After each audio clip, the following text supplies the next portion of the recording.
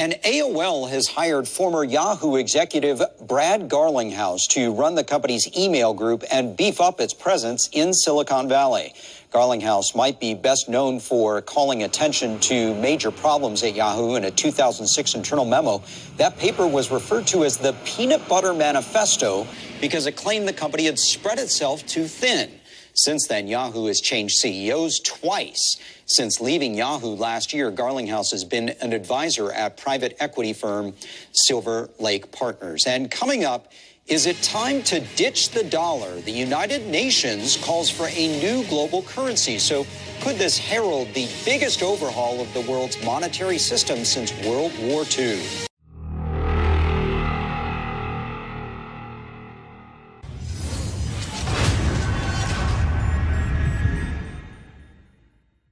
What's up, guys? It's Friday, December 1st. It's 12:55 p.m. and this is the Crypto Newsletter. When I saw this video last night, I swear my jaw dropped. We're talking 2009. 2009, this is what, 14 years ago? Just crazy how everything lines up. Like, this is not by no accident. Just crazy that, what are the coincidences, right? Just like he said, just a crazy coincidence. Nah, it doesn't seem like it. It seems like this was planned for a very long time, and 14 years later we're seeing it all pan out. And now, we're closer to, the end more than ever. So let's go into the news today. We got a bunch of news. We got right here. We are excited to announce Director of National Payment Systems at the Bank of Tanzania will be speaking at the launch of our Future of Payments Report 2023, developed in partnership with Ripple on December 13th. Everywhere you go, Ripple's right there when it comes to CBDCs, the future of payments, and partnering with all these massive institutions. So that's going to be interesting when that gets released. Now let's go to the next thing, because scary times are ahead. It's not just going to be like a smooth transition where there needs to be a reason, and now we have another thing. 4 years later, we're seeing it all pan out. So as you can see here, there's another thing spreading. And now we're seeing it spreading into the US. And it's not looking good as far as this narrative panning out. And let me see if I can find where it's spreading to the US. They found it in Ohio, and then they found it in now Massachusetts. Saw it somewhere in Massachusetts as well too. So just be safe out there. Be careful, because, these things are going to continue to happen until everything's all said and done. So, that's that. And then we have this. So XRP ETP is expected to launch early December. So that's like an ETF, but over in Europe. And that's on a European exchange. And it's a spot. So like a spot XRP ETF, right? So that's going to be launching in December. And what I think is going to happen is after the Bitcoin ETF, after the Ethereum ETF, they're just going to go right down the line of the top cryptos. And if we look here, XRP being number 5, XRP theoretically is the third biggest crypto, because BNB is going to make its way down the list. Tether's a stable coin, so it's really Bitcoin, Ethereum, XRP. It's the next one up. So that's going to cause her a massive spike, and it will probably come with the settlement of the institutional sales of the XRP, and then that case will be over with. We'll see announcements of XRP spot ETFs. That's when I think it reaches new all-time highs. So then let's go to the next thing here, because the SEC spot Bitcoin ETF potential approval window is between January 5th to January 10th. That's why we were saying in all our 2024 moonshot prediction videos for all those coins, we were saying imminently the bull run could start to max 100 days. At the time when we made that, it was about 100 days until this date, and that's why we had said that. And we already started to see the lead up, and I fully believe that we're going to see the approvals around this time. And then we're going to see the Bitcoin halving, April, and then it's an election year as well too. So let's see what this says. So SC meeting with spot Bitcoin ETF issuers have been voluminous. SEC source 99% approval and all at once. Dotted I's and dotted T's across all applications. Grayscale doing all it can to be first / conversion based on court decision. So we're gonna see it happen. It's about time that it happens. Then we're seeing Doge checkout code everywhere on the Tesla Cybertruck checkout page. Look for yourself. Also, I believe Dogecoin is going to be sent to the moon, like an actual physical like Dogecoin in December. So I would expect Dogecoin is probably going to have a lead up pump into all these kind of things. So December might be a good trade Dogecoin for a swing trade. and a narrative. So then we look at ISO 222, let's do it. Ripple running trials with NASDAQ. Adoption is happening everywhere, banks, governments, etc. Let's listen to this right now. And, this guy sells it to that guy. That's essentially, this guy sells it to that guy.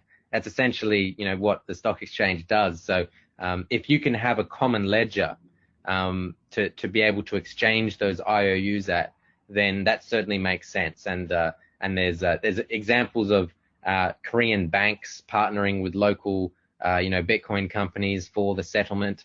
People like the IMF or World Bank or these kind of people are always talking about these sort of blockchain settlement systems. NASDAQ is involved in I think doing some trials with Ripple as well. So, this biggest institution, getting in there with crypto, with blockchain, DLT, and then NASDAQ with Ripple, absolutely massive, huge news right there.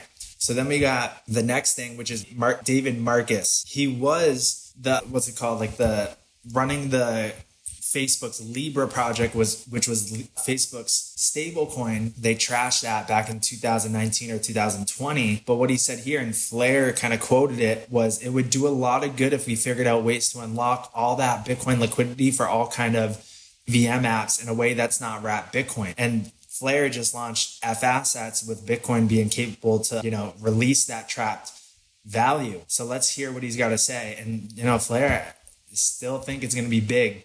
If you look at the Bitcoin, how much money's in it, imagine, a portion of that being kind of minted as an F asset, huge. So let's hear what he's got to say. Actually, and the fact that I think that actually it would do a lot of good if we figured out ways to unlock all of that Bitcoin liquidity for all kinds of EVM apps.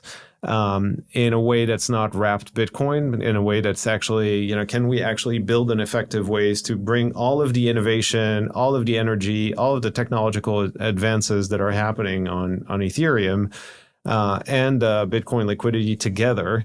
I think if we were able to figure something there, we would all benefit from it.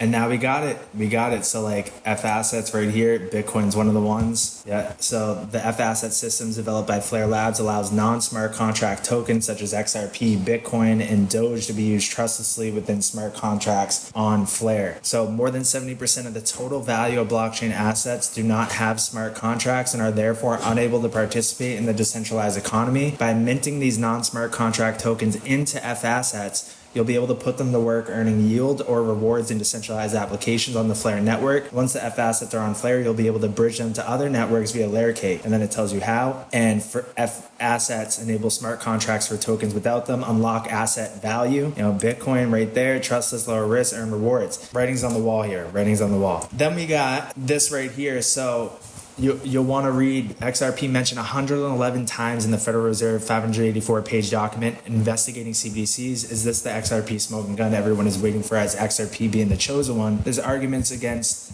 both for and against XRP being a good choice for the future rails of money, but the fact that it was mentioned 111 times means it's truly considered by the Fed. It's a must read. All the attention is on XRP throughout so what's coming next? So notably, Ripple is teaming up with MasterCard for an XRP debit card.